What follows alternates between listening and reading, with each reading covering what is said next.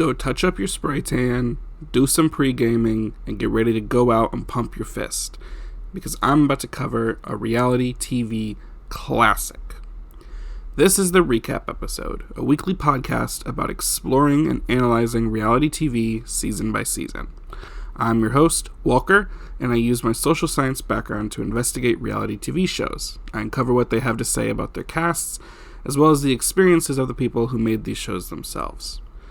And I like to cover shows I've never heard of, but eventually I gotta hit the ones that everyone knows. And I've got one here for you today that even if you've never seen it, basically everyone's heard about it, or at least everyone did back when it aired. I'm of course talking about the classic, the iconic, MTV's Jersey Shore. Now, in case you've never heard of the Jersey Shore, let me tell you what it's about. Directly from our description of the show on Paramount Plus, where I watched most of it, every summer, thousands of kids head to the Jersey Shore to take part in that East Coast rite of passage, the Share House. Our 8 cast members come together for the summer to live and work in Seaside Heights. That's it. That's all you get. Jersey Shore, it's part structured reality in the sense that you're pulling people together who weren't previously in that environment and in that context, and you're just going to film them and see what happens. But it's also not. It's only like partially the way there, because these people were going to like eventually do the Share House thing in the shore anyway. So it's mostly just documentary style docuseries. And oh boy, did this one climb to the peak of popularity, both with fans who really loved the show, but also infamy when it came out. This first season that I'll be talking about today aired at the end of 2009, December 3rd, and then wrapped up a couple weeks later, January 21st, 2010. Had 9 episodes, a reunion. There was a special associated with it. I didn't watch it because I couldn't quite find it. The special was supposed to be some footage of the main cast that we follow before their show. But this came out in 2009, and I just want to put some of my own context here. I never watched the show when it aired, but I did get into it later on in my life, particularly when I was in college, and I had friends who'd like talked about it, and I was like, and I like reality TV, and I was like, I need to see some of this, but I didn't like sit down to kind of like make sure that I was like watching it in order or all of it. I just kind of watched random episodes, so I knew about it. And then of course when it came out, I was a freshman in high school. So I was like not necessarily the target demographic for this kind of show, but I was the demographic that would have been watching it, even though I wasn't at the time. But I knew all about it, like through other people, you know. I knew the names, I generally knew about who these people were, what the show was about.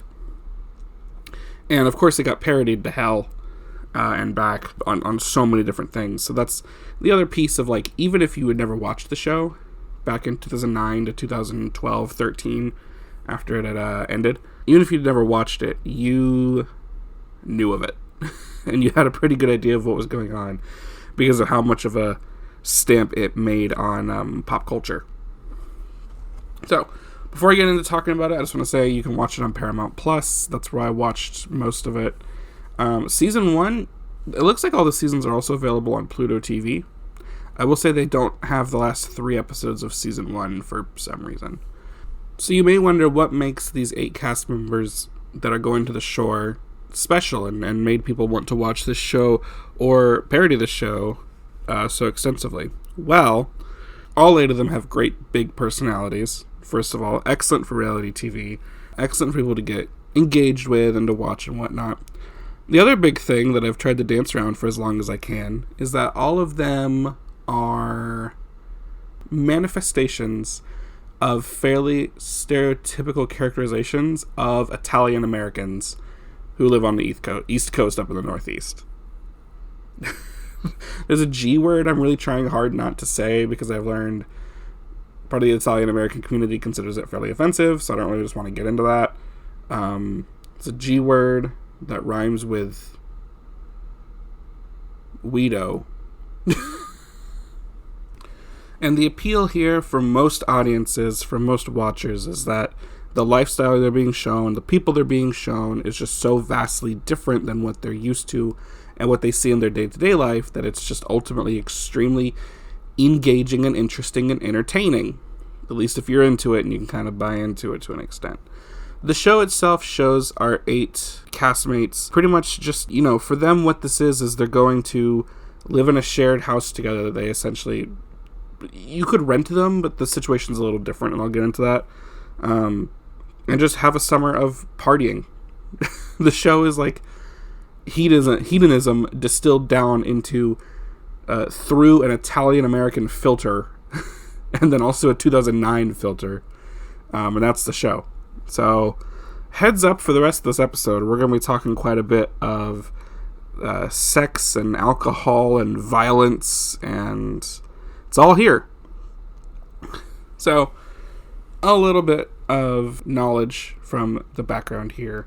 The show was originally conceptualized as a VH1 competition series around that male stereotype, and the show was even going to be called that word. But that got swapped out completely. The show got carried over to MTV instead, and it became more drama focused. The person who kind of set up and designed the show, Sally Ann Salsano, herself, she grew up in Long Island, specifically Farmingdale, New York. And so this was the kind of environment that she is used to. She grew up around.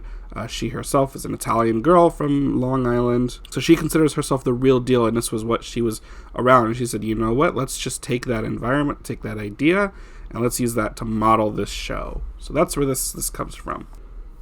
Basically, the show was filmed for 2 months over the summer of 2009 in the town of Seaside Heights. The production crew, there was one house that all the castmates stayed in, owned by a local of the town, Danny Burke. The castmates were allowed to stay there. It was, one of his properties.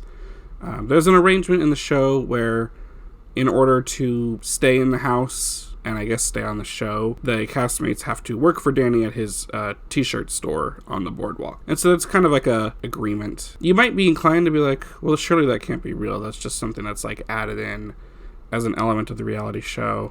But from what I can tell, no, that seemed to be fully real, especially since working at various places is kind of a plot point that's carried through not only this season, but future seasons of the show.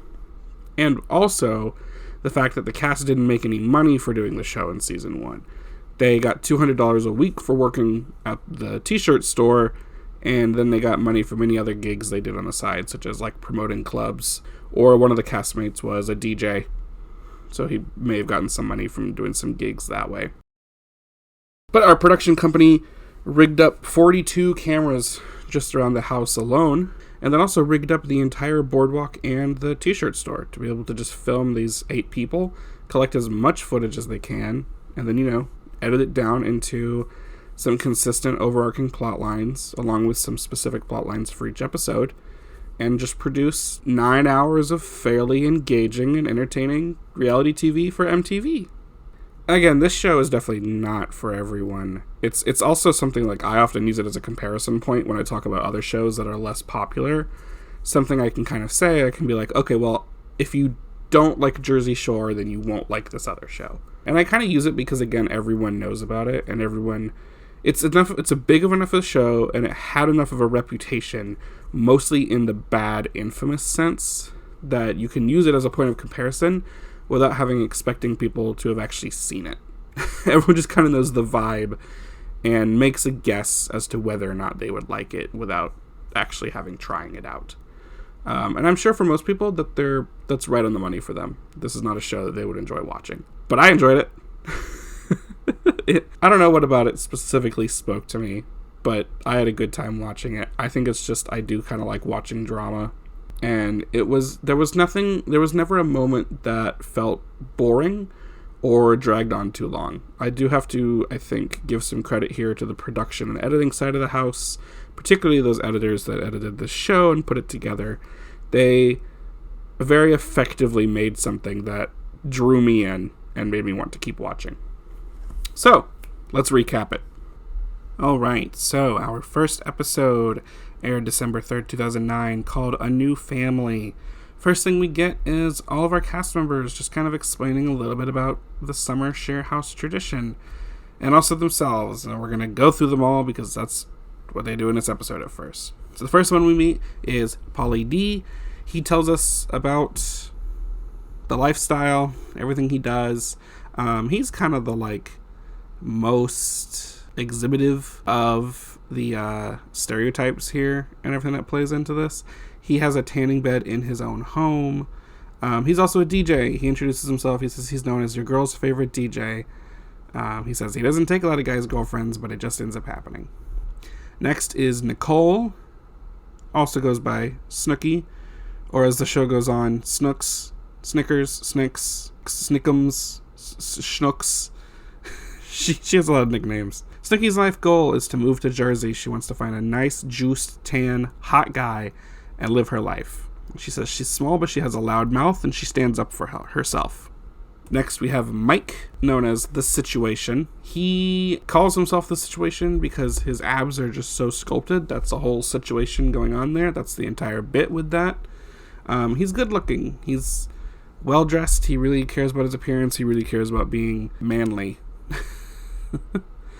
Next is Sammy the sweetheart. She says she's the sweetest bitch you'll ever meet, but do not fuck with her.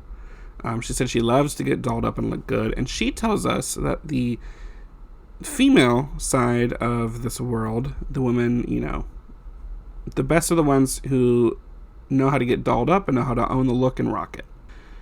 Then we have Vinny. We actually joined Vinny. And all these have had some kind of footage of them in their life or driving to the shore. We actually got some footage of Vinny at a family meal. He tells us he's a big mama's boy. And he also tells us he's a generational Italian. His family's from Sicily. He says, the hair gel, the lip gloss, the tans, that's not what your true Italian Americans do. That's all the very peacocking around. And so he says, that's not me. He is one of our youngest part of the crew. I'll definitely go over their ages later. Then we meet Jenny, who goes by JWoww. Jenny tells us outright, she says, I'm like a praying mantis. After I have sex with a guy, I will rip their head off. And she also tells us she has a reputation of being hated by other women, and I guess in part also stealing their men. Then we have Ronnie. Ronnie tells us his main rule is don't fall in love in the Jersey Shore. He tells us also that the stereotype for these Italian-American dudes is that it's a guy who always looks prettier than his girlfriend, which he doesn't really want to be that. Ron's kind of a meathead, but in a good way. He's bigger. You can definitely tell he's one that focuses on working out and being muscular and has a look. He also rocks a fedora trilby kind of hat that's straw-ish. Think Jason Mraz's old hats for many scenes in the show. Ronnie's fun. And then lastly, we have Angelina. She introduces herself as the Kim Kardashian of Staten Island. She says she's friendly and outgoing, but she can be bitchy too. And she notably tells us that she has a boyfriend and that her stay at the Jersey Shore will be a big test of trust. And if he can't trust her, then she says she'll just have to move on. So the first thing that actually happens in this episode after all these introductions is we get to watch the crew arrive one after another to the share house, and they greet each other. Big of note here is obviously first impressions with each other. They'll make comments such as when Sammy shows up, all the dudes are like, oh, hello. But when JWoww shows up, they're all making comments about how typical she is. She's got the blonde streak in her hair. They say she's got the pushed up breasts, all these things, the tan.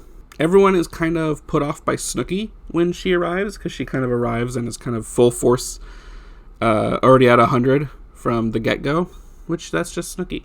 And they also judge Angelina for bringing her stuff in trash bags when everyone else had suitcases and whatnot.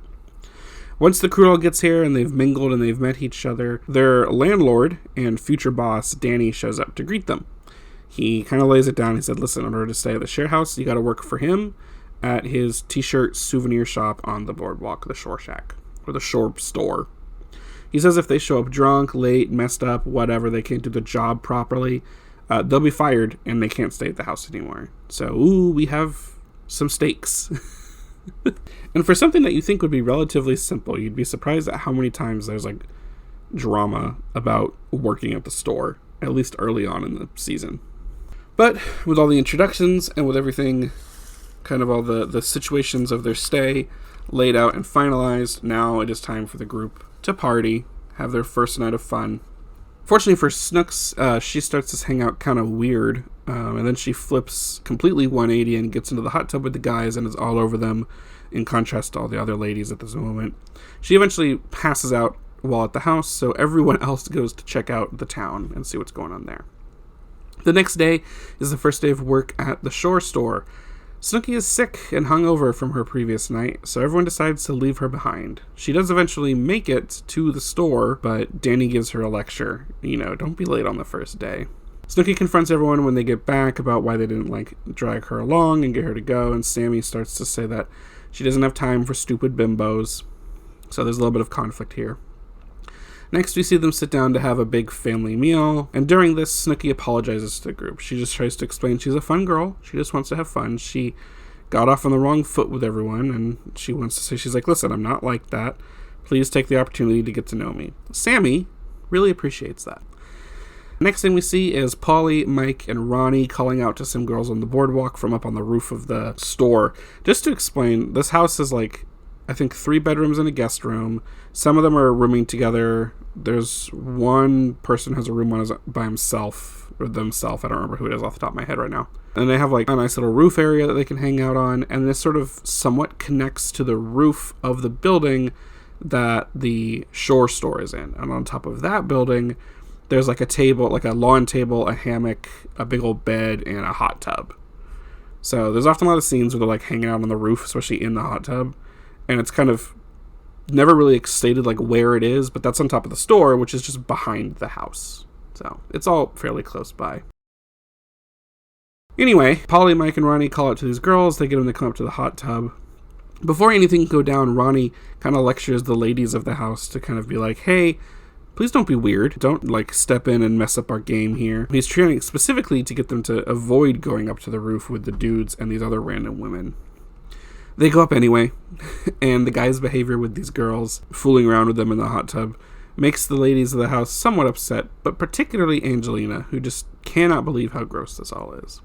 During this, there are some weird tensions between Mike and Sammy. He had made some comments when Sammy walked in about being potentially really interested in her, and he had been eyeing her since they all got to the house on the first day. During all this, Mike gets out of the hot tub to go try to talk to Sammy, and this goes somewhat okay, but not great. After this, the girls that the guys invited in from the street try to come into the main house space to continue hanging out, but they are all immediately turned away by the main ladies. They slam the door shut, and this sets off Angelina. She's ready to go argue and fight and whatnot. Ronnie was not a part of any of this, actually. He was just kind of hanging out elsewhere, but he talks to the ladies about how he thought what they did wasn't very cool, kind of blocking the dudes from what they wanted to do. And Snooki this whole time was not a part of any of this. We just have footage of her. It cuts to her lying in bed, just kind of listening to everything else going down around her. And near the end of this episode, Snooki calls her dad. She says she thinks she wants to leave already. He advises her to see things out. Ronnie catches her packing, and he says, okay, if you want to go home, then bye. Ronnie goes to share this with the others that Snooki's considering leaving already. Sammy starts to feel bad, so she and the other ladies go to try to convince her to stay. But Snooki does have it in her head already that she's the outcast, and the others don't like her. And Snooki ends this episode telling us in confessional that she loves the shore, she loves to party, but she has a bad feeling in her gut that she needs to go home. I didn't really mention it yet, but the kind of structure of the show in the episodes is obviously we have a lot of footage of the gang hanging out at the house, going out to bars and clubs, spending time on the boardwalk, and spending time at work. There is a confessional camera set up in the house that every now and then we get footage from when they go into the room that's in, and they're talking to that camera. Other than that, we also have all of this sort of interlaced with confessional interviews that were filmed at a different time. You can kind of tell. I didn't dig, honestly, but I couldn't really find anything that stood out to me when I was researching the show as to the time frame of filming these confessionals and these interviews, but it looks like they did not happen too long after the events that they were being asked about. And I know this in particular because in one episode later where Ronnie ends up with a fight and someone gets kind of punched in the eye, he still has the black eye in the confessional. So it can't have been that far in advance. Episode 2, called The Tanned Triangle. Snooki is still struggling this morning with wanting to leave, and she tells us that at home she's a princess, but here she's a nobody. Sammy sits down with her and comforts her, but tells us Snooki needs to build up her confidence a little bit.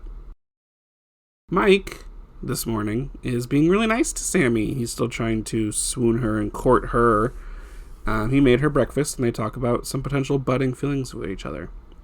Pauly D and Angelina go to work for the first time, and we learn that Angelina, isn't exactly the most thrilled about the job.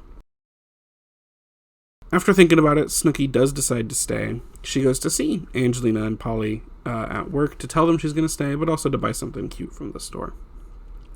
Later on, we're still at the store a little bit in this episode, we have Sammy and Mike working together. We learn that Mike is great at selling, even though Danny would say later on that he's pretty lazy as an employee.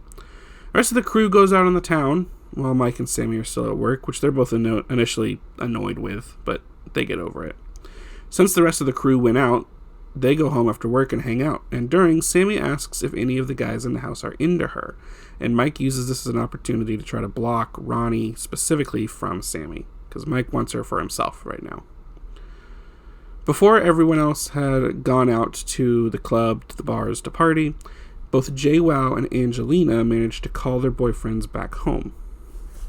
I haven't mentioned it yet, but something that would later become an icon of this show and was completely an accident was the landline phone in the house. They made Danny, the owner of the house, clear out all of his stuff for the show, and they replaced it with all of their own production furniture, including covering the place in Italian flags, New Jersey state shapes and maps, and then a bunch of other miscellaneous Italian American stuff.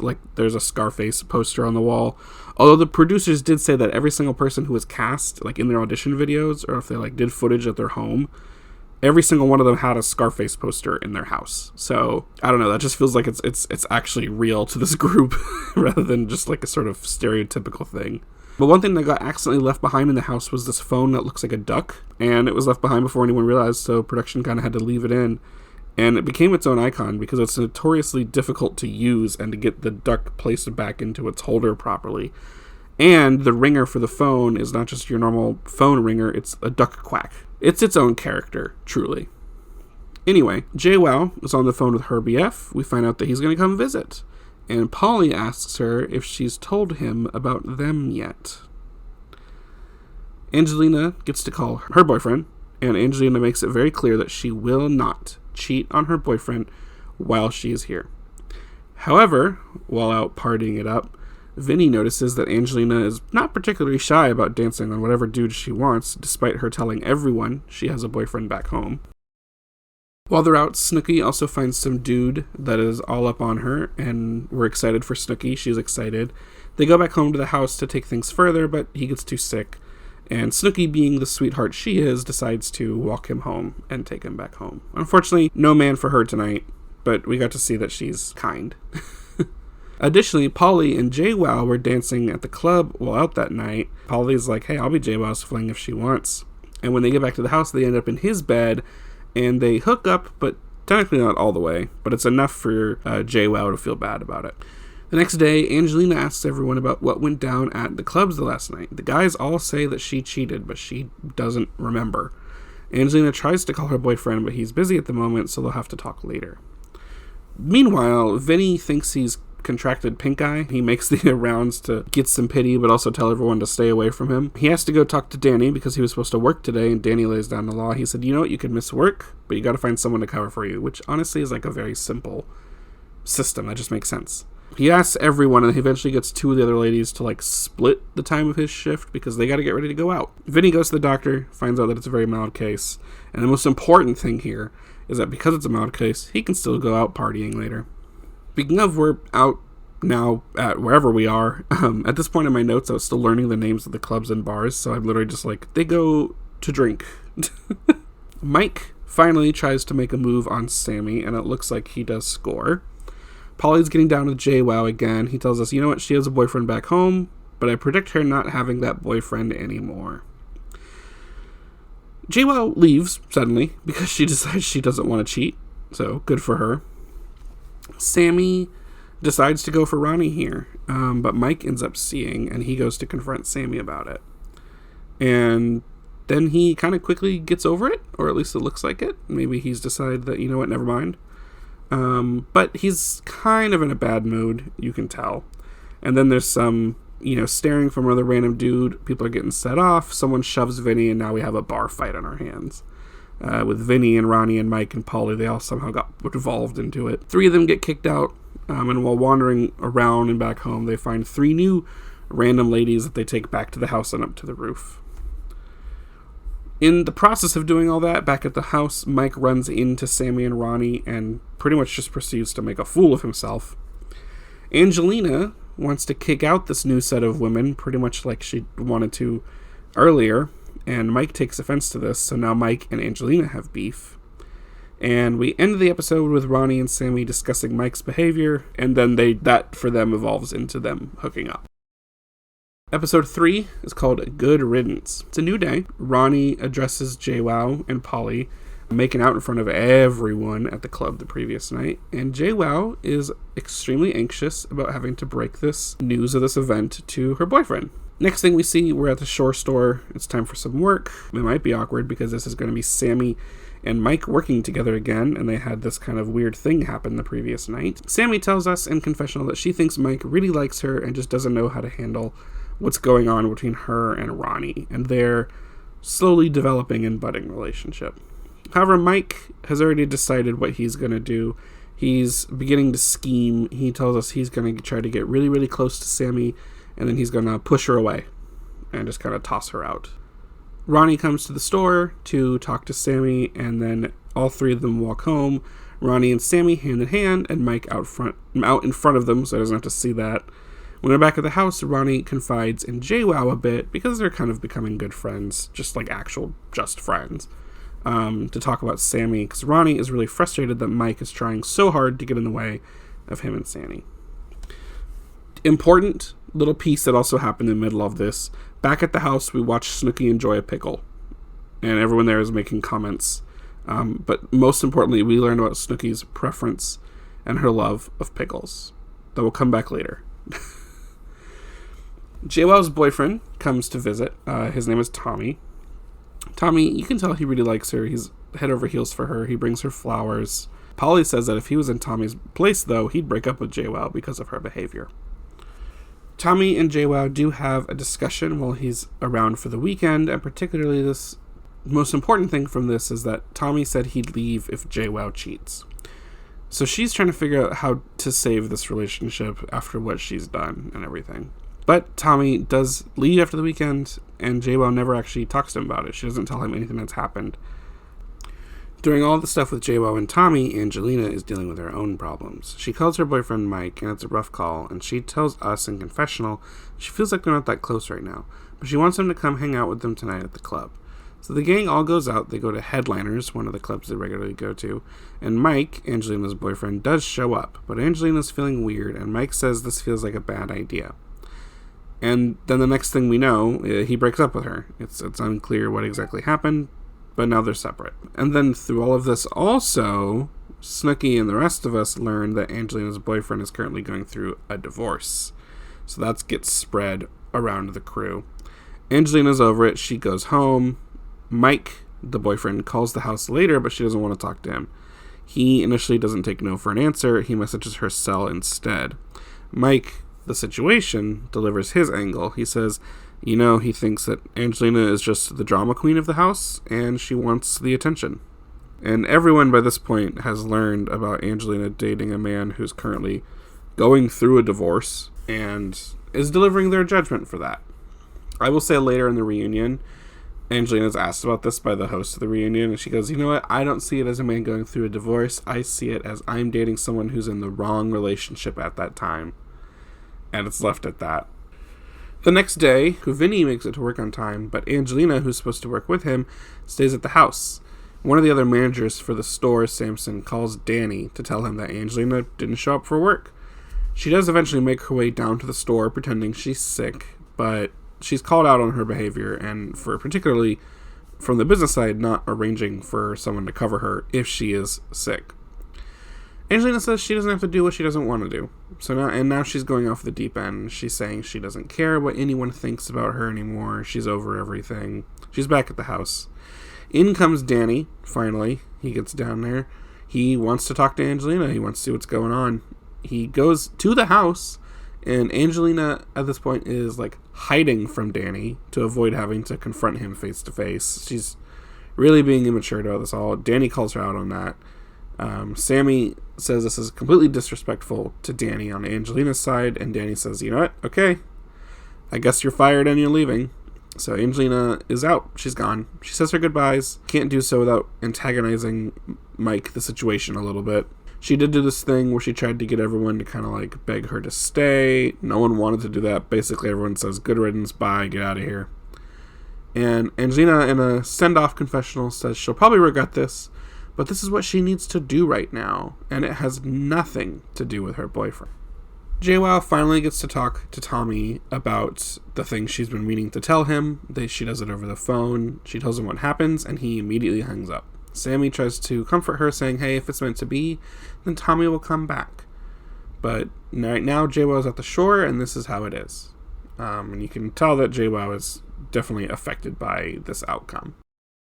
Ronnie and Sammy go to have a cute little mini golf date, and of course this annoys Mike and upsets him. Mike goes to be weird at Snooki's friend Ryder, who is visiting. He likes her. I want to point that out. He's just making gross man comments about her. Later on, Vinny, Mike, Snooki, and Ryder, Snooki's friend, are all hanging out in the hot tub. Things get heated. Things get going on. Of particular note is that Snooki goes to make out with Mike. She says, you know what? I kind of like the guy. He's both a good guy and a jerk-off. And she likes that two-facedness, essentially. End of the episode, the last thing we do is the gang goes back out to Karma, one of the clubs they regularly go to.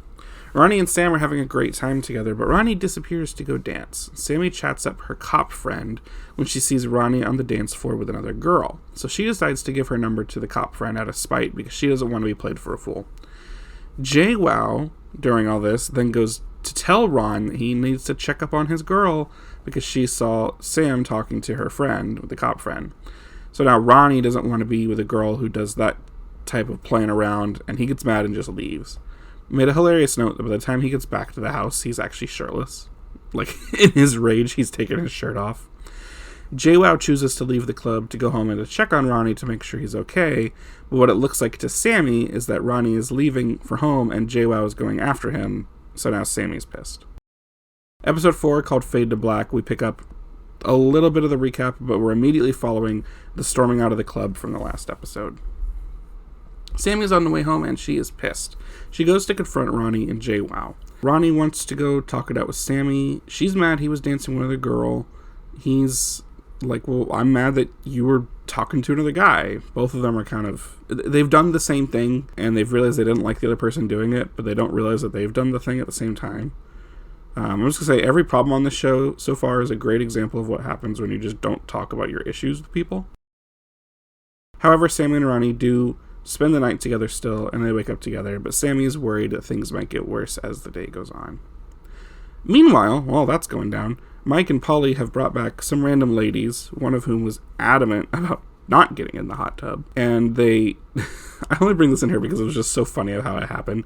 Mike is 100% positive that he was going to score with one of them. Polly didn't get anything, but then suddenly both of the ladies were like, hey, actually, we're just going to go. So it was built up, and then it just turned into nothing. They decided to leave it in, I guess. Can't show victories for the situation all the time. The next morning, JWoww calls her boyfriend Tommy again. He does hear her out, and she apologizes. Tommy says, though, he's never coming up there again.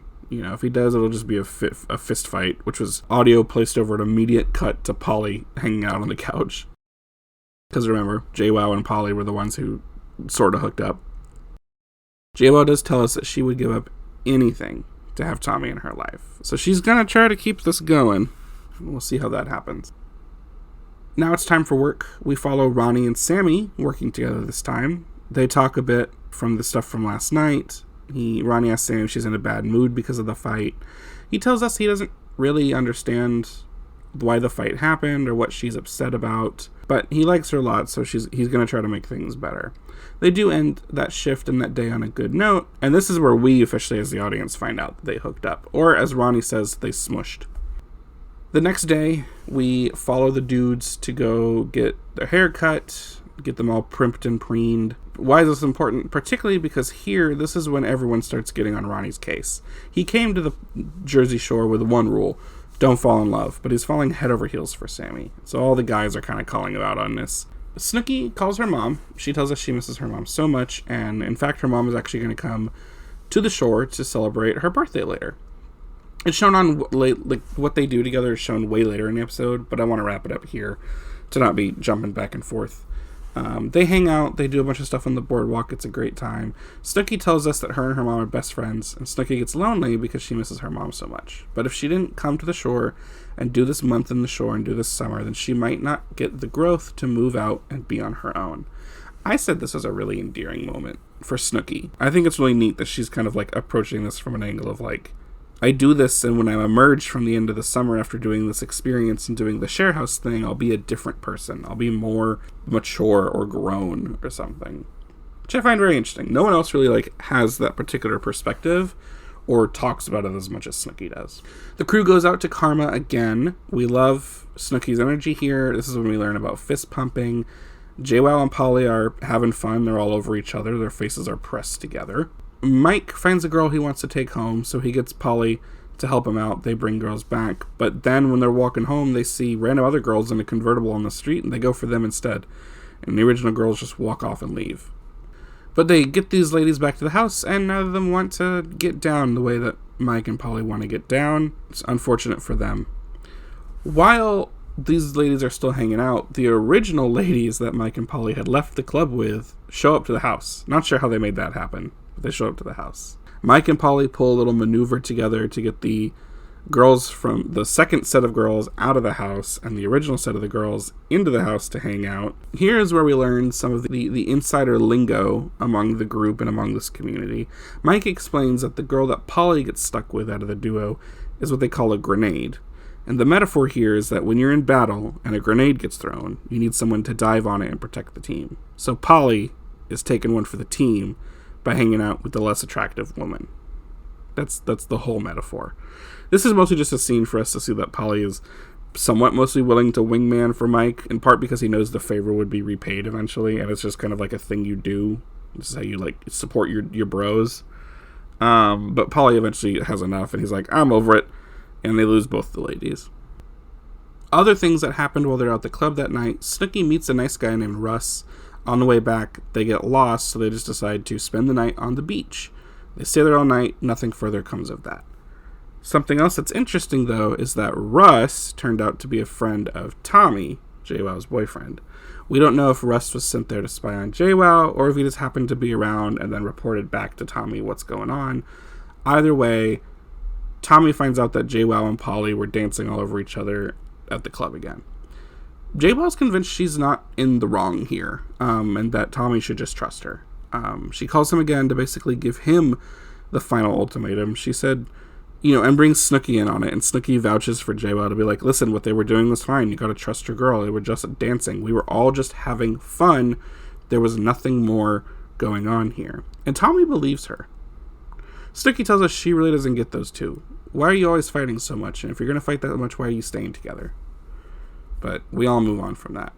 Last thing in this episode, they go out again. They go out to a bar. Snooki is happy. She feels like she's no longer the outcast. She's part of the family. There's some kind of fratty, kind of douchebag dudes hanging out at the bar, and they keep stealing drinks from the crew.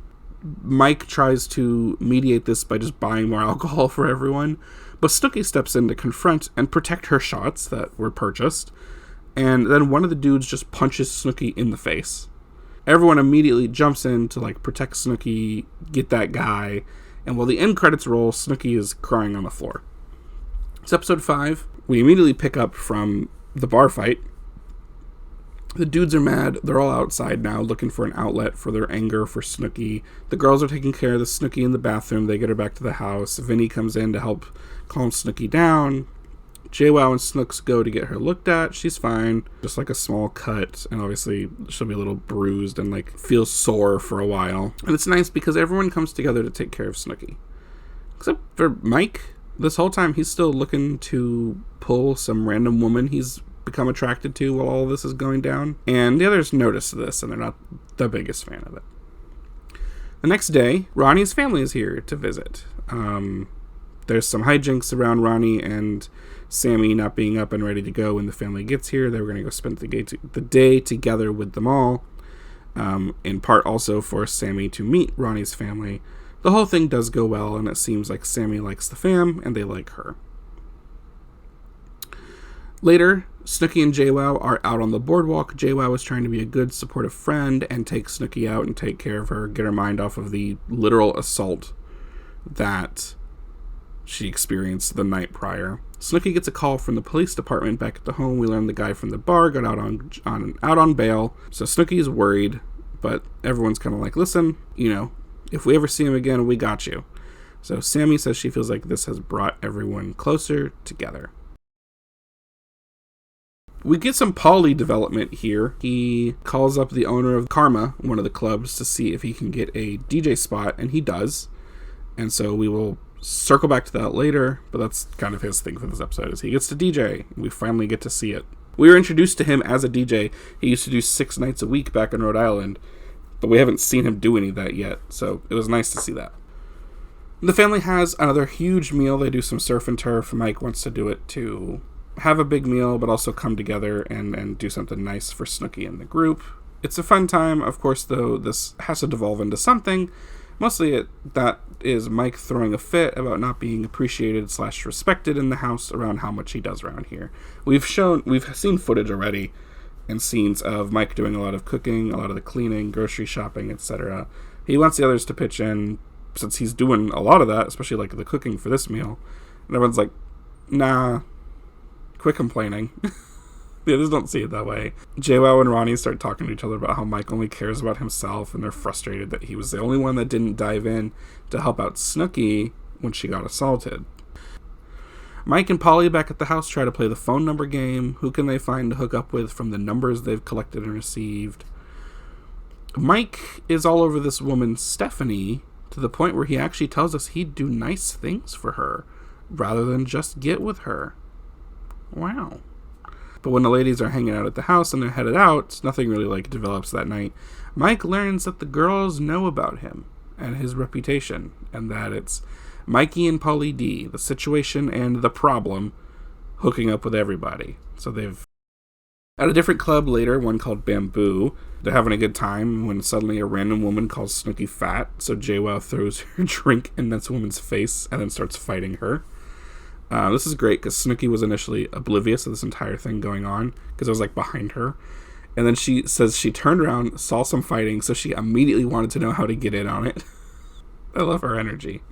Mike shoots his shot again with Stephanie later, but she never picks up the phone, never returns his calls. JWoww calls Tommy. During this, he asks if she received a package, and she's like, no, I don't have anything.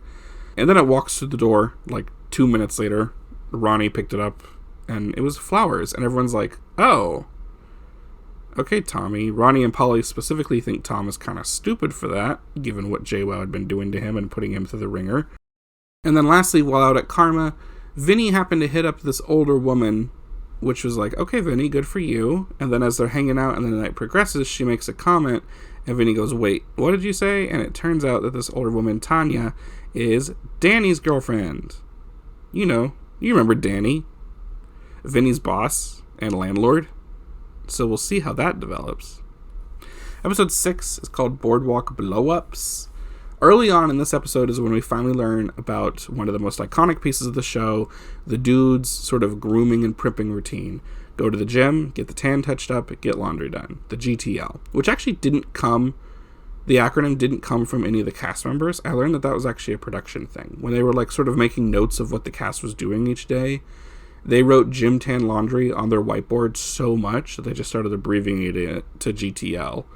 And then one day, apparently, Pauly saw it and he asked what it meant. And then it stuck and they made it a thing. Mike explains you gotta have the body, you gotta make it look good with the tan, and then you have to wrap it all up with a nice outfit. That's how you complete the aesthetic, and that's how you go get the ladies. Vinny is not so much this type. He says his routine would be basketball, playing pool, and then beach. I like Vinny. We start the episode proper, plot-wise, with Vinny talking to Ronnie about Tanya, Danny's date, and Vinny is worried that he's going to get fired and kicked out. And guess what? He has work today. While he's at work, Danny confronts him when Vinny gets in. They talk about it. They make it up. I guess they've come to a bro understanding, because it all seems fine. Vinny also later talks to Mike's half-sister on the phone. Her name is Melissa. He's trying to get her to come out to party. He does go to Mike to inform him that they talked, but he also wants to see if Mike can play wingman a little bit. We'll call her and see if he can get her to come out. Mike appeases this because he says, Vinny, he's just a kid. He won't cause any trouble. And he says that Vinny knows that Mike is the man of the house. Right? She gets there. She hangs out. And Vinny's initially excited. And first impression, he's like, she looks great. She looks awesome. And then after looking at her for a moment, he goes, wait, she looks too much like the situation. So now he's put off, and now he's not as into her as he thought he would be. The whole crew goes out to Headliners again, and then we have some stuff that happens there, and then more that actually happens back at the house. Snooki tells us there's only 2 weeks left of the summer, and she's really disappointed that Sammy and Ronnie are only hanging out with each other. For example, they also left Headliners early that night to just go back home and chill. Melissa and Vinny end up having a good time at the club, and they get to know each other a little more.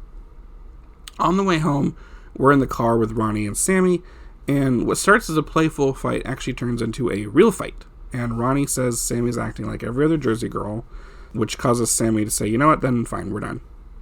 They fight a little more about it back at the house. Ronnie really wants to try and convince Sammy that he cares, but he also confronts that she took some low blows to him during some of these fights. And this argument doesn't really go well, this discussion, this debate.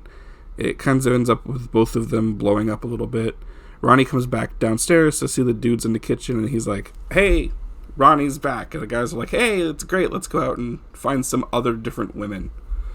So they go out, and then immediately when they get there, Ronnie is like, actually, no, I changed my mind.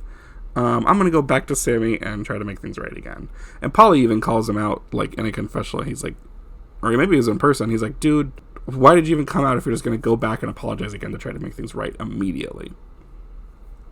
While at the club, Mike, the situation, meets up with Alex, who was the brunette girl he had brought back to the house, who had the friend who was the grenade from a few episodes ago.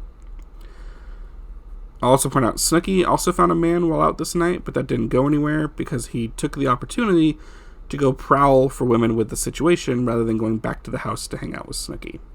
So after all that, Mike is back at the house. Alex shows up, again, the lady from the grenade incident, but this time she's got 2 friends with her. As Mike, or Polly says, a grenade launcher and a grenade, and a cute one. But Snooki's here, and she's willing to help them this time. So Snooki is on the case. She's going to help Mike out and get the other girls gone, but keep Alex around. She goes to talk to them to just kind of be like, hey, you got to get out of here, but you can stay. So on the way of trying to escort the other 2 ladies out, one of them calls Snooki, quote, a nasty-ass bitch. So Snooki goes to confront and fight them. I need to point out, just because I'm seeing it here, every time a fight happened, I typed in my notes in all caps, just, fight, fight, fight, fight. And I'm seeing it now, forgetting that I had done that, and trying to read these notes out and, talk to the episode like I normally do, is funny for me. But I will comment here on the fact that Snooki was calling these other women hippos. I love her way with words. And then later, when they're all discussing what's happening and everything that went down, Snooki and Mike and Vinny and all talking about him, Mike's calling them zoo creatures, linebackers. Snooki calls them elephants. None of this is, acceptable, of course, but the vocabulary is so charming sometimes. I will say, though, after all this, Snooki does end up mad with Mike. She's done with him bringing all these girls back, and when she tries to confront him, even playfully, and kind of be like, this is annoying, he simply just, picks her up, because she's so small, and that kind of stops her. The next day, new day, what's happening now? Vinny's family comes to visit. This is just a really nice, like, moment and scene. A huge chunk of the family comes to visit. I think it's like his mom, his little sister, 2 cousins, a cousin's boyfriend, his aunt, and her 2 kids. And they all brought over a big old meal that his mom made. We learned previously that Vinny's a mama's boy, and here it really shows. She's made a meal for them. She's taken care of him and all the family that came with, and the other 7 housemates who are around. He tells us, he really appreciates her a ton, and hey, she loves taking care of him. And a lot of the cast here is also talking about, like, wow, Vinny, your family is, like, real Italian. Like, really real Italian. He's like, yes, we're Sicilian. The last major event for this episode, the gang goes out, as per usual, as we're used to at this point. Ronnie and Sammy, when they leave the bar, get heckled, harassed by this other random couple, asking them where they're from, they're clearly out of town, where did they come from, telling them to go back to where they came from. Not like in like a xenophobic sense, but in like a NIMBY sense. Like, get these tourists out of here kind of thing. They're trying to ignore it. Ronnie says to Sammy, like, the guy just wants a fight. But Sammy's antagonizing them. She's shooting back with her own remarks and stuff, and Ronnie's really trying to get her to stop doing this. And he gets annoyed enough with her that he kind of shoves her aside as an attempt to get her to stop. And she kind of walks off and storms off because she is really taken aback by the fact that he did that. But now, the guy from the other couple, both of them are pushing Ronnie's buttons now. The woman is yelling at him and is getting up in his face, and he's trying to back up. But the guy keeps trying to, like, potentially swing at Ronnie over his wife or girlfriend or whatever. And just kind of eggs Ronnie on, so he starts challenging him, and then it evolves into a brawl, another fight. Sammy and the other girl try to step in and stop this. They are not very effective. One of Polly's friends calls the house while the situation is on the phone, trying to see if he can find someone to go out. And she's like, yeah, that doesn't matter. Ronnie's in a fight. You need to get down here right now. So Mike and Polly run out of the house to try to get down to the boardwalk where they are. The fight is over, however, by the time Mike and Polly get down there. Sammy feels bad because she's partially responsible for Ronnie getting in this situation, and Ronnie just sort of walks off alone. He leaves Sammy to go home alone. There's this, like, kind of tense moment where the camera is just, like, following Sammy from afar, walking by herself to get back. And now Sammy is very adamant that she didn't cause any of this, even though she was feeling bad, 5 minutes prior about taking some responsibility.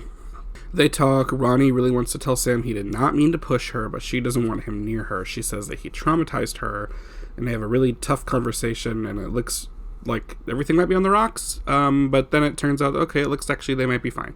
Lots of up and downs with Ronnie and Sammy. Episode 7 is called What Happens in the AC. We first finish up some of the drama from the previous episode. Sammy did forgive Ronnie. Something I didn't mention was that Snooki sort of told Sammy that the rest of the house is kind of upset with Sammy and Ronnie and how they're doing their own thing and not hanging out with the whole group. So Sammy goes to ask Mike and Polly in this episode if there's a problem among the house about Ronnie and Sammy. And Mike and Polly are both like, yeah, we don't really have any issues with that. We're good. So the whole group goes to ask Snooki what she means when she says everyone is annoyed. Turns out it's really just Snooki and JWoww. And then they go ask JWoww, and it really turns out that it's just Snooki, but she was trying to make it seem bigger to have more people on her side to talk about it. And nothing really comes of this. It all just goes, okay, well, that was weird. The gang goes out again. Things are going pretty well. Polly is doing his DJ thing. Snooki has a guy. Mike has a new girl. Her name is Laura. Vinny is hanging out with Tanya, the woman that was with Danny, his boss, for the 3rd time.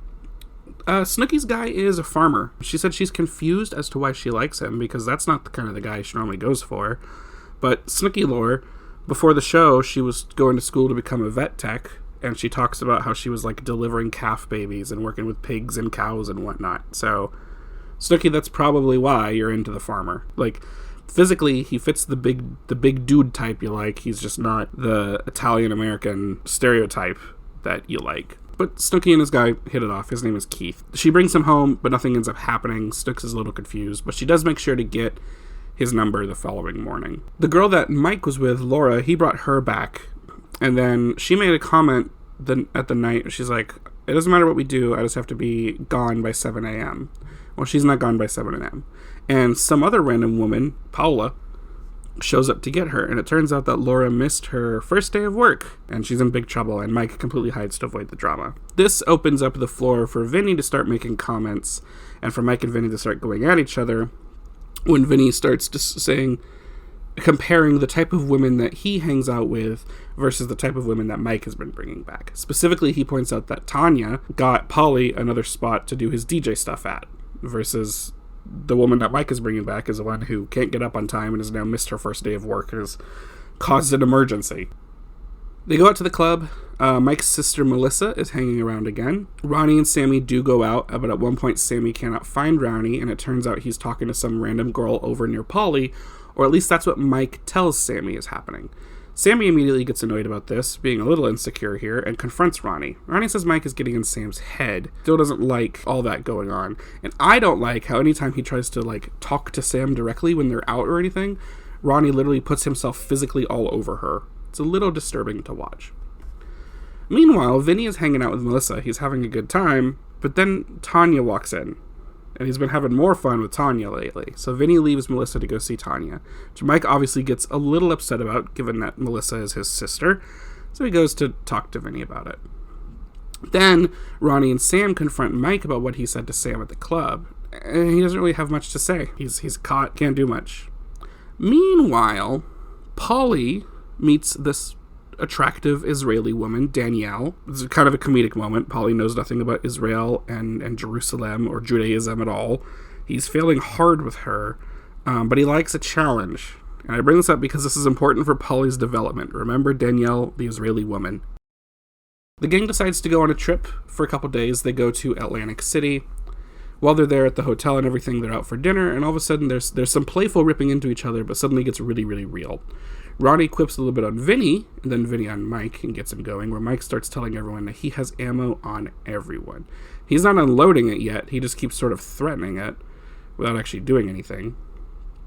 Snooki tells Mike, you know what, get out of here, I don't like you at all. Mike turns his back on her and comments on Snooki's weight, and then immediately everyone turns on Mike, and Snooki leaves, distraught. JWoww gets up from the table to go check on Snooki, and they talk about Mike. Sammy tries to get Mike to just chill out, and she makes a little conjecture here that he goes after the girl's weight because that's what he knows. So that's what he falls back on when he's in these tough situations and he doesn't like that he's being put in his place. All the others want him to go and apologize, but he's just, nah, he'll wait till she comes back. He's not going to step up and do that. Snooki confides in the other women that she had an eating and image problem in high school that she only recently got over through therapy, so having someone comment about her weight puts her down well, and now that's all she's focusing on and thinking about. Later, Mike tries to make things better by essentially love-bombing Snooki, but she says she doesn't really trust him, and she knows what he's doing, and that this is just trying to make her forget everything so they can move on, and he doesn't have to properly take responsibility and apologize.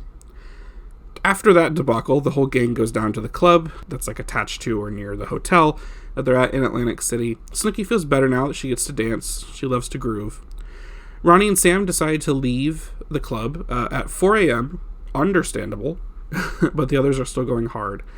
There's a moment here where Vinny was dancing and macking on this one girl, and when he steps away for a moment, Mike jumps in to steal her, which will lead to some playful fighting among them later. JWoww starts to feel sick from everything she's drank, and she asks Mike to take her back up to the hotel room. He refuses because he's hanging out with some other woman he's currently into. She smacks Mike. She gets her kicked out of the club.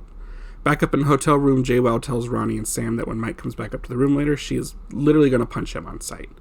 The club closes. Mike gets back to the room. Him and Vinny start goofing and throwing playful banter about, did Mike successfully steal the girl, or is Mike getting Vinny's, quote, sloppy seconds? You know, who's the bigger, more successful man in this situation? And then JWoww realizes that Mike is back, and she literally comes out of nowhere from the other side of the room, pushes past Vinny, and just decks Mike in the face. Vinny goes to restrain her, but then she gets another, backwards hook in on him, which is a really good hit. And he got played over and over again at the reunion. But that ends episode 7, and then immediately starts episode 8, which is called One Shot. With this assault on Mike from JWoww, Ronnie starts this episode kind of saying to us in a confessional, there's a week left in the house, and he thinks a lot of the people are going to stop giving a shit and start blowing up on each other. Back at the house, JWoww calls her boyfriend Tommy to talk about when she hit Mike, which devolves into Tommy asking her a little bit why she can't control her drinking, but this is never brought up and they move on almost immediately. That was resolved. We love that. Mike here says that he's now completely over JWoww, but that's not the only one he has a problem with in the house. Vinny has also been talking some serious smack lately. Sammy tells Mike he really just needs to get over it. He needs to quit assuming things. And I'll say it does seem that Mike is just kind of looking for problems when he could just move on. That's just kind of his masculine personality, specifically for him. Vinny and Polly meet up with a group of 3 girls on a boardwalk to enjoy the night, do some arcade, carnival boardwalk games, go on some rides, hang out. But Polly also had plans with Danielle, the Israeli woman from before, even though he says she's annoying. While Vinny and Polly are out with these women, suddenly Danielle appears out of nowhere. She has found Polly, and she wants to know what he's doing. And she keeps showing up randomly, even though he keeps dismissing her, and she walks off. She went and made him a t-shirt that says, "I love Jewish women," and it's like an Italian heart with a Star of David on top of it. She hand-did the Star of David herself. Later at the house, Danielle calls through the duck phone. Vinny pretends to be Mike to cover for Polly, so that Polly doesn't have to talk to her. Polly says this girl is crazy. Next time she calls, he'll tell her how things are. In the meantime, Ronnie and Sam update JWoww on this entire situation. JWoww says she finds it fully entertaining. So Ronnie, Sam, JWoww, and Vinny are all observing all this go down. Polly finally sits down to talk to Danielle. Everyone else is literally just sitting around listening and watching, like, near the phone. She says her whole piece. He politely asks if it is his turn to talk yet. He lets her get everything out. And then he goes in and he stands his ground. He pushes not only the boundaries about, like, the stalking and whatnot and the following, but also that she, like, wouldn't let him speak at all while he waited his turn during this argument. He finally just hangs up on her. He's done. Except he isn't. She comes back later. And I went, really? You kidding me, Polly? But whatever. He's the oldest, so I don't know. He has slightly different priorities, I think. Meanwhile, Snooki ran into Keith, the farmer, again. They go out for a bit and dance, and they have a great time. Mike and Polly decide to prank Snooki and Vinny. They place pickles all over Snooki's room while she's asleep, so she can wake up to pickle smell. And for Vinny, they put up a concoction of, like, cheese, milk, some other sauces and stuff, and just kind of leave it under his bed to kind of fester and start stinking up the place. Work the next day at the Shore store. Sammy and Mike are having a good time. Mike shares about these pranks, and Sammy finds it pretty funny. The gang goes bowling. Don't know how they let Snooki bowl in flip-flops, but it doesn't really matter. And this is where Sam, on the way there, informs Vinny about the prank, which Vinny takes, honestly, pretty well. He knows how to roll with the punches, and he can figure out what to do. But JWoww points out there's a lot of tension between her and Mike still from the fight at Atlantic City. They talk about it. Mike said she really shouldn't have smacked him or hit him later. That's his stance. Back at the house, Vinny, he, like, quote-unquote, discovers the prank. Kind of freaks Mike out a little bit that Vinny isn't reacting the way he wants. Hard to tell if Mike realizes this in the moment, but he's like, annoyed and upset. Now it's time for guy talk. They got all 4 of them in the room. Also, Sam is there, and I completely didn't even realize until halfway through the scene. Mostly the guys are talking at Mike with the problems they have, which is really Ronnie and Vinny, because Polly is Mike's little buddy. Polly tries to be like, hey, this is literally how Mike has been the whole time. Like, this isn't a new thing y'all are bringing up. This has just been his whole behavior, so why didn't you, like, bring it up sooner? Sam, she reveals herself. Ronnie makes a comment halfway through that none of the women Mike brought home have been prettier than Sam, and maybe that's why he's kind of mad and doing all these things, because Ronnie has Sam. Mike tries to claim victory by saying he hooked up with Sam first, but both Sam and Ronnie shut that down to being like, well, that doesn't matter because we're together now. You don't have me now. Last thing of this episode, and I have a specific date for this because it was an incident that is in public record. The gang goes out to Karma. It's September 4th, 2009, which is leading up to Labor Day weekend. Labor Day was on the 7th that year, so we had a full week of September before we hit Labor Day. The gang goes out to Karma. Danielle is still around. She's hitting all up over Polly. Snooki's trying to have a good time. Some people make fun of her outfit when the gang is leaving the club because she's wearing this kind of black and pink, almost like Victoria's Secret-esque corset top thing. And then Ronnie gets dragged into this fight. Security steps in, everyone starts walking out, they get everyone separated. And then, out of the blue, when they're walking back to the house, Ronnie suddenly does a complete 180, does a heel turn, sprints back to the other group, and just absolutely decks with the guy that was, like, pestering them. Completely laying him out on the concrete, fully out, just laying on the ground. And they walk away. And you're like, oh, shit, what's going to happen? And then you hear the sirens, and then you hear the lights. I know the siren noise is probably, like, overlaid in post, so they could, like, make it clearer. The cops come get Ronnie, they come talk to him, and then they book him for aggravated assault and take him to jail. And that's where episode 8 ends. Episode 9, which is our last episode of the season, is called That's How the Shore Goes. This follows right after the last episode. Ronnie is in the cop car. Sammy is freaking out. Polly was back at the house with Danielle, to which I'm like, Polly, quit with this woman. She stalked you, and still you're doing stuff with her. Vinny comes back to inform them about Ronnie and what's going on. I have a note here, though. Danielle makes a really funny comment when Vinny's explaining the entire situation, what led up to Ronnie being arrested. And Danielle goes, that's so stupid. Those dudes are acting like Israelis. Danielle, I'll give you that one. Strange character, but I'll give you that one. Ronnie's bell is to be set at 6:30 in the morning. It's currently 3:30 or 3-ish a.m. when Snooki calls the local police department to get info. He ends up bailing himself out, and then Sammy has to go pick him up. They reunite, they talk. They're both kind of messed up after the entire experience. Ronnie is like, oh, don't want to be in jail anymore. Not for me. Don't like that, even though he's only there for, like 3.5 hours.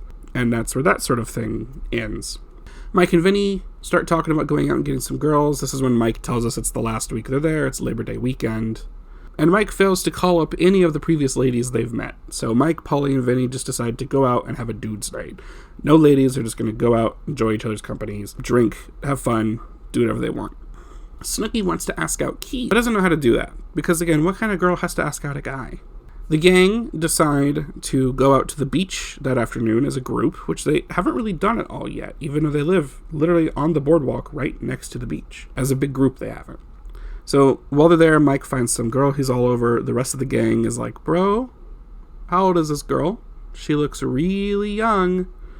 Mike tells us the same old story where he's like, oh, I'm pretty into this girl. He might take her back after the weekend, after the shore, keep her around as a girlfriend, until next summer when he dumps her to do this all again. Perfect encapsulation of Mike the situation. Snooks finally decides to go back to the house to call Keith to try to get him to hang out. But this doesn't go well. She gets upset that he won't come hang out with her. Because he's kind of just stunned because he didn't really think that she liked him enough to want to do things with him. You know, he's really flattered that Snooki wanted to do this, but he can't in the moment. And this kind of sets off Snooki. I think it's the stress of the summer ending and her having not achieved her goals romantically yet, where she starts to make these comments about why would you go out of your way to make me like you, which Keith is like, what does that even mean? So her and Keith are done. They're over. She goes out on the boardwalk to start cheering herself up. She has her own little dance party, and then suddenly she looks up onto one of the roofs nearby and she sees one of her exes that she is, quote, still totally in love with. He won't talk to her though, which upsets her. So she goes back to the house, and now she's in her feeling about having no date, not getting her summer romance. She's reminiscing about her ex. She's in a bad mood. The dudes have their night out, except for Ronnie, of course, but they have a great time. They're reminiscing a little, talking about how they're going to look back on the summer as a grand thing they all did together. At the same time, we're shown Ronnie and Sammy go out for a date of their own, outside of Seaside, to a little nice romantic spot. Sam and Ronnie talk about wanting to continue the relationship outside of the shore. And they decide to do so and stay together. Everyone comes back to the house from their respective nights out. They see Snooki down. Mike goes to try and comfort her, and all of them are chipping in to make her feel better. Ronnie even offers to beat up Snooki's ex. The end of this night, Mike and Snooki go hang out in the hot tub, and then things get heated. Snooki wants to hook up. She's like, you know what? Let's do it. Last night, last time in the shore, Mike bails on her, and Snooki makes a very astute observation that Mike just did the same thing to her that she did the very first night to him. A nice little full circle and flipping the script turning the tables. The gang has one last family meal. Everyone is actually contributing this time to helping prepare it and getting it together, which is nice. There's a single stray mention of Angelina here and Sammy fighting with her, and then they move on. There's a little mini recap of some of the fights, the good nights out, and the hookups. Some of them are making comments about, like, hey, this is it. They'll never be together like this. Never, ever in this house, ever again. Listeners, this show got 5 more seasons, and there were multiple spin-offs that came out of this show. So they definitely spent a lot more time together. Oh, and here's the plant for the future of the series. One of them goes, maybe we should get a shore house next summer. And then we get final scenes of everyone packing up, saying goodbye, heading out. Mike talks about how he was like the man the whole time. He ran this whole thing. Paulie said he had the best summer of his life. Girls, girls, girls, girls, and girls. Sammy said this is all unexpected for her, especially Ronnie. Vinny was just simply proud of his experience that he had. He liked it a lot. He grew. JWoww says she'll remember all this for 30 years. And Snooki, lastly, was reflecting on making the best of things. Poor Snooki, who got punched in the face. Making the best of things. And she kind of ends the entire season off with a line, "The Jersey Shore changed me. What do you know?" There was a 10th episode. It was a reunion. It aired a week after. I did watch the reunion, as I've kind of mentioned here and now through it. It's your standard reunion. The biggest thing that happened in the reunion is they had a tally counter of all the women Mike hooked up with. We got a few updates on some of the people, nothing super duper interesting. And then Ronnie and Sammy were still together as of the filming of the reunion. Part of the way through, they showed some unaired footage of Sammy and Mike talking and doing something, which upset Ronnie enough that then by the end of the reunion, they were apart. And even though they were all, like, in LA, and you're, like, assuming, oh, maybe they'll hang out because they're all back together again. When Sammy walks off the stage, we get a kind of to hear what she's saying to a PA about getting her a flight back, like, immediately. So, and that's where we leave that. I'm excited to see what happens in season 2. So, many, many people have analyzed and discussed and written about Jersey Shore. To the point where there was even an academic conference, I think at the University of Chicago, entirely about the Jersey Shore, the show. I've read some of these articles, I've watched videos, I've seen things, and I agree with a lot of it. I'm going to see if I can kind of focus on something that's not necessarily talked about a ton. So here's some things that I found interesting and I was thinking about while I was watching this show. First is ideas about masculinity. We have a lot of different examples here of how the dudes in this show portray different facets of masculinity and how it's kind of like performative and something that you put on. So particularly central to a lot of what goes on here, the events of this season, is ideas of conquest, particularly of women as something to have or something to use. Think, for example, in Atlantic City, when Mike steals Vinny's girl from the club. And then they have a sort of, playful debate about whether or not Mike pulled off a robbery and successfully took the woman from Mike, being the greater man, or if it was worth that Mike got her second. And so Vinny is greater because he had the woman first, right? During the reunion, they make a big show and play it off as a wow moment when they count up the number of women that Mike was shown to have successfully courted, which continues for a while until they get to a total of 33, and they show like a clip of every single time, like either of him bringing someone back or talking to her. There's then Ronnie and Mike's conflict early on in the season, but then Mike drags it out the rest of the season over Sammy. Who gets to be with her? Who did she go with first? And does that matter that it was Mike first, or does it matter more that she's with Ronnie going forward? And then Paulie early on makes a comment about how if a girl comes to the shore and she has a BF already, with Paulie around, that guy's not about to have a girlfriend anymore. Paulie is sort of staking his claim of this, like, conquest idea of women. And there are a few other examples sprinkled throughout here and there, but those are kind of the biggest ones. And the dudes lean into this a lot. This is a big thing for them. This is a big piece of their idea of what it means to be a man, and particularly within this, again, this like community culture that they're a part of. Another one is we get a focus of like the rituals and standards that the men in this culture hold themselves to. Of course, we have gym tan laundry. The reason they do this is because it helps them look good and feel good. And in particular, kind of like a peacocking thing, that's how they're going to go out and they're going to attract women, right? By having a good body, making sure that body is nice and tanned, and then having a good outfit on top of it. It's interesting here, and people have written about this, and I just want to bring it up. Particularly Misha Kavka discusses this in the intro to Sex on the Shore, Care and the Ethics of License in Jersey Shore, which focuses a bit more about care in relation to Snooki, but this is mentioned. In contrast to many subcultures in our American culture at large, the men of Jersey Shore seem to find security and confidence in their masculinity through their grooming routines, particularly. Something that would be deemed feminine in many other settings. It is also notable that Ronnie doesn't like certain aspects of this. He points out specifically an example of like the men who wear lip gloss. And Vinny stakes a moment here and separates himself, and he's like, he doesn't do any of it. And for that, we often have a lot of like, you see Vinny is kind of separated from the other guys often in a lot of their behaviors. There's notions of expectations of bonding and supporting with other men. Particularly, this is thinking of Polly and Mike with the wingman and the, quote, grenade situations, where Mike, kind of expected Polly to help him. And Mike even mentioned later, it's like, that's what the guys do. And if Polly was in that situation, if the tables were turned, Mike would help Polly out. An interesting subversion here, and this is mostly Mike that it comes down to, is Mike makes a big deal about being able to handle some of the domestic roles, and that he demands respect for doing that. While other people, Polly and I think Vinny at one point even make this comment, that typically these are things that women do in their perspective, by which I mean cooking, cleaning, managing supplies for the house and whatnot. And then, of course, all of this also you have to, beg the question. It's like, why do they put so much energy into this?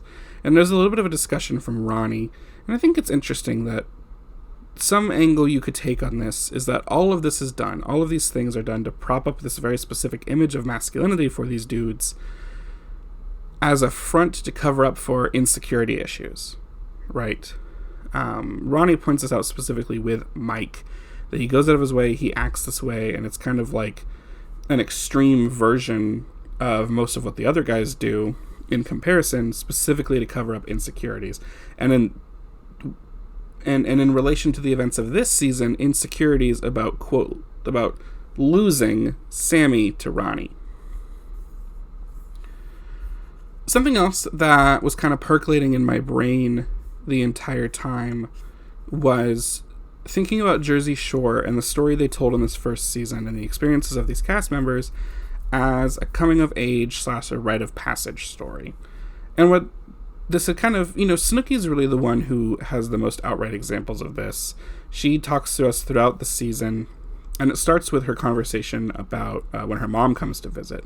About, she's like, now that I was scared to do this, but now that I'm in it and I've been involved with it, I can tell that I'm maturing, and had I not done it, I might not have the confidence later on to move out, go live life on my own, go find my own romance and make my own, adventure and story and everything. And so for Snooki, doing this is a rite of passage. And it's also called a rite of passage in the show description, which I thought was interesting. They explicitly call it that. I did some reading and I did some digging, as any good social scientist should do, about, what do we have to say already sociologically in anthropology about rites of passage. There was an anthropologist, Arnold van Gennep, who had really studied this kind of concept within various cultures. And he breaks it down into a rite of passage has 3 phases. You have separation, where the people who are going through the practice and the experience separate themselves from their known environment and context. Then you have a liminality, which is kind of an in-between space, and it's where the rites actually occur. And then incorporation, when the people come back, now having changed, grown, and matured in a different way.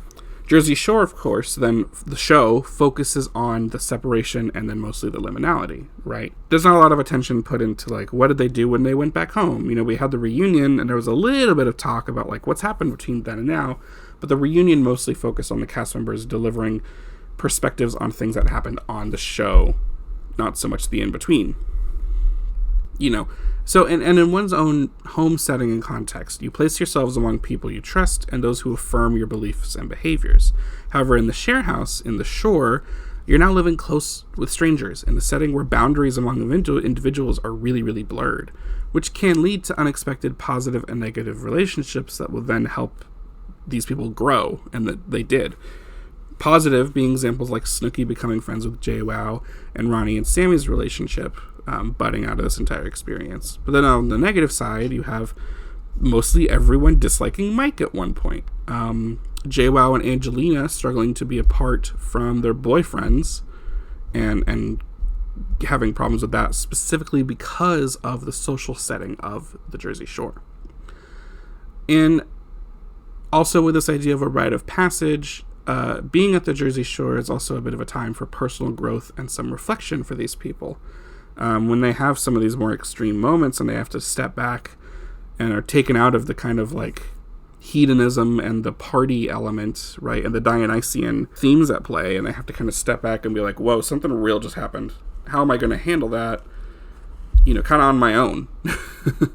And this is where things get a little interesting when you consider like the ages. Snooki, Vinny, and Sammy were all 22 at the show's debut. Vinny was explicitly 21 when they were filming. But then on the other end of the spectrum, you have Mike at 27 and Pauly D at 29. So people are here at seemingly what would be different stages in their life, but then they're all brought together, and that's kind of equalized in this environment and this setting. And that, of course, impacts how they're going to see these different events and how things are going on. This is also why I kind of think like Pauly wasn't really involved in a lot of difficult things with the other housemates. He made out with JWoww.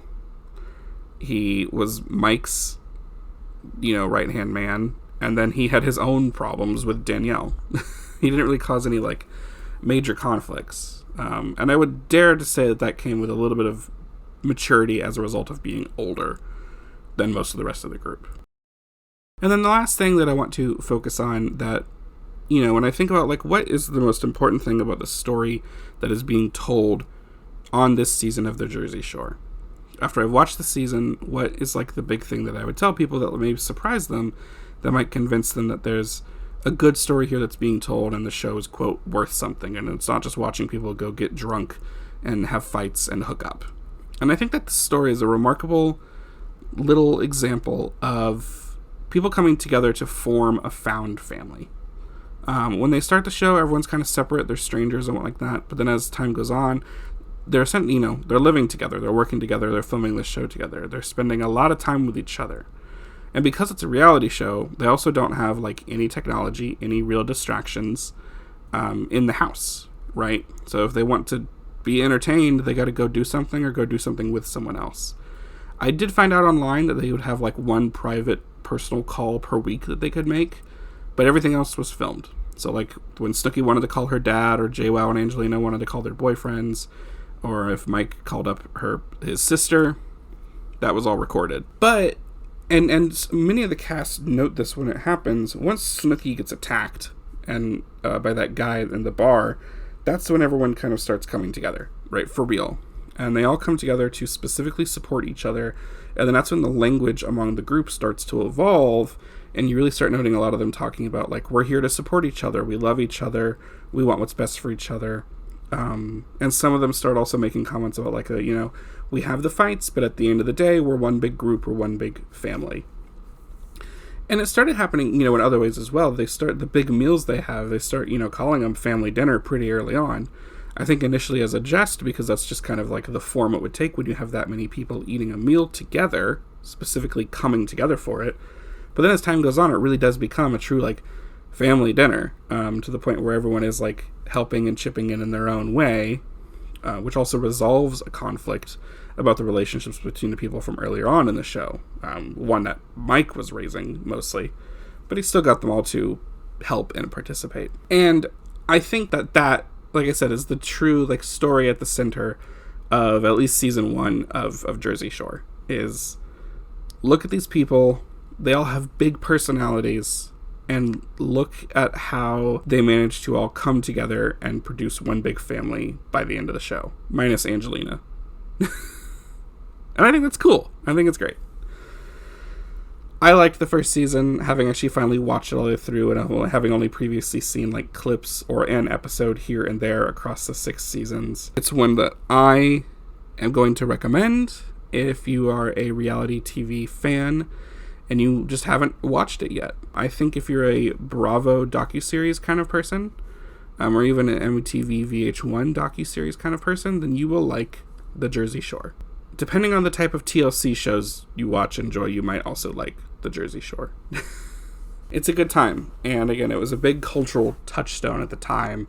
You know, I keep thinking back to being in high school when the show was coming out and not really watching it, but knowing so much about it just because of friends and other people who would watch it and talk about it, and seeing things online and seeing things on magazines, right? Seeing things on TV when it gets parodied, or people would complain about it on whatever talk show or the news or whatnot. It was big, and it made its impact. With all that, thank you so much for listening. This has been the recap episode covering Season 1 of Jersey Shore. Please like, rate the podcast, follow me on your preferred podcast platforms, whether it be Spotify, Apple Podcasts, Podchaser, Pocket Casts, whatever it may be. You can follow the pod on social media as well, on Instagram at The Recap Episode, or on YouTube at The Recap Episode Pod. With that being said, I'm not going to do the gym tan laundry, but I think I'm going to go and get down and enjoy life the same way Snooki does whenever she's dancing.